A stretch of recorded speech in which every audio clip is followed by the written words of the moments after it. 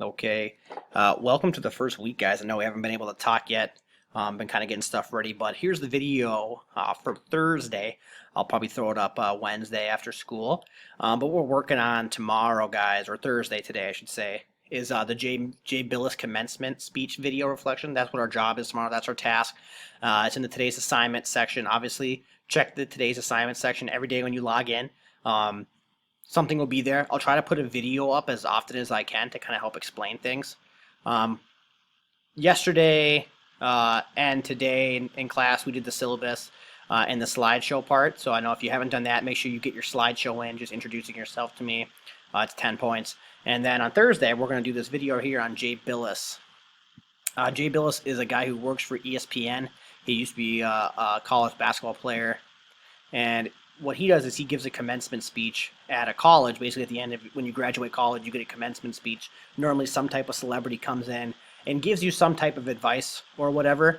It kind of depends on what school. Normally, the better school you go to, the better commencement speaker you get. I went to a state school in Winona State, so my commencement speaker was the winner of The Bachelorette, that TV show, and she overslept, so we didn't even have one. But Jay Billis, if you click on this link right here, it'll bring you to a little bio on who he is, and then right here's the video. So you'll just click play, listen to the video, and then when you're done with the video, just write a short 5 to 7 sentence paragraph on what piece of advice you thought was the best or what you thought was most useful to you. And obviously explain why you felt that piece of advice was useful to you or what you thought was the best. So it's short assignment, not supposed to be very hard.